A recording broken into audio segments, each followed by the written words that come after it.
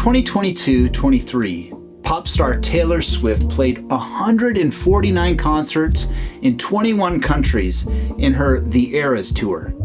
She sold over 10 million tickets and grossed over $2 billion. To get a VIP package, some paid upward of $20,000 a ticket.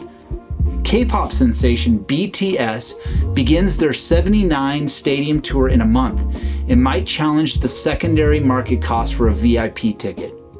Why do we pay such exorbitant prices? Because our favorite musicians' art and persona move us. Because we want to wring everything we can out of the experience. Because we want to get as close as we can to our heroes. Because we don't want to miss out on any of the excitement. Because we want to take in every detail.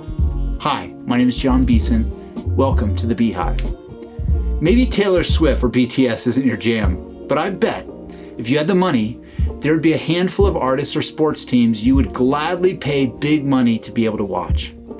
Isn't it odd that we're willing to pay extravagant sums to sit up front at a concert, but find ourselves sliding in late and sitting near the back at church? What if we attended services at church with the same expectations and excitement we brought to a show featuring our favorite artists or stadium hosting our team? I bet if we prepared our hearts for a church service in a similar fashion, we would impact the culture of our church families. Here are 11 ways to get a backstage VIP pass to church. First, invite someone. Once the tour is announced, you excitedly rush to ask your friends if they want to go. And why wouldn't you? It's always more fun to enjoy an experience together. Studies tell us that many of our unchurched friends will likely say yes to join us for church service if we invite them. 2, prepare the night before.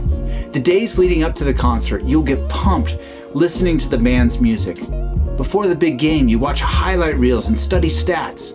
Prepare for church likewise. If you know what passage is being preached on, read it the night before. If you know what songs will be sung, listen to them. At New Life, we have a weekly prayer that is sent to the congregation, sharing what passage will be preached on and guiding the community on how to pray.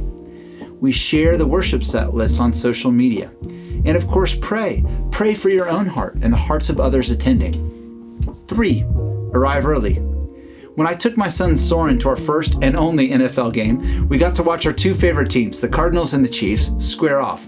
We arrived 3 hours early so we could enjoy the pregame excitement. Showing up early to a church service allows you to meet new people, reconnect with friends, and prepare your heart for worship. 4, greet someone new. When Soren and I went to that NFL game, we were decked out in both Chiefs and Cardinals gear. We bantered with both Chiefs and Cardinals fans about our double allegiance and heard lots of fun stories from the motley crew.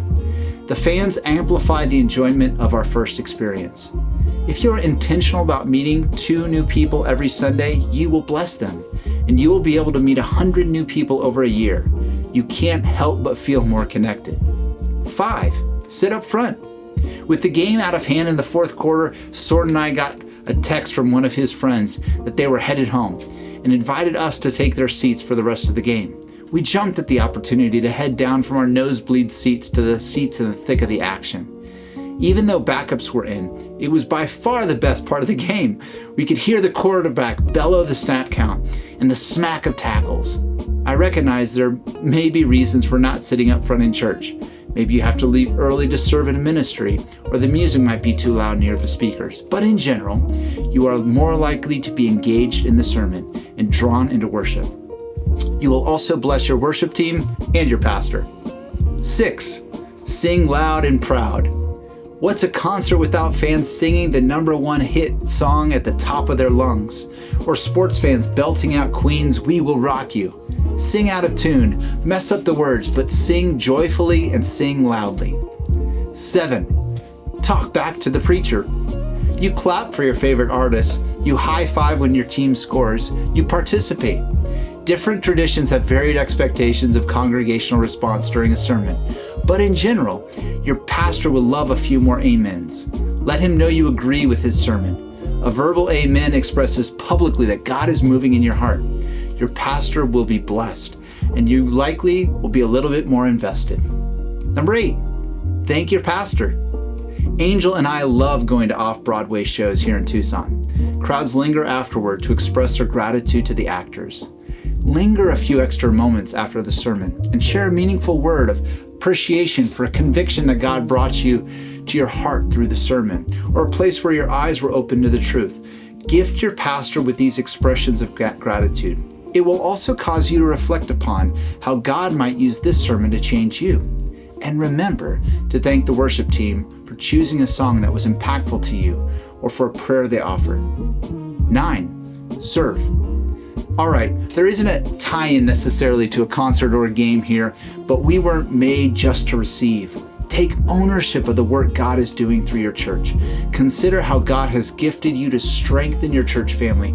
Assess the needs that your church has and jump in as you feel led. 10. Share the good news.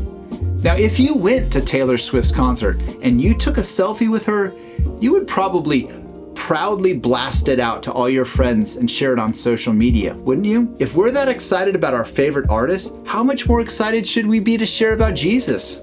Don't miss out on sharing how God met you and impacted you through your local church. There is someone you know who probably has a negative view of Christ or his church who might reconsider, or someone who has been disengaged from church who might be drawn in. 11, and finally, apply the sermon. It's unlikely that a concert or game will change your life, but encountering God in worship and having the word applied to your heart through the power of the Spirit can. Be willing to receive what God has for you. What is he calling you to this week? We have an opportunity to have a backstage pass to one of the most transformative ongoing events in human history. Don't miss out on the chance to experience what God has for you and to bless others around you.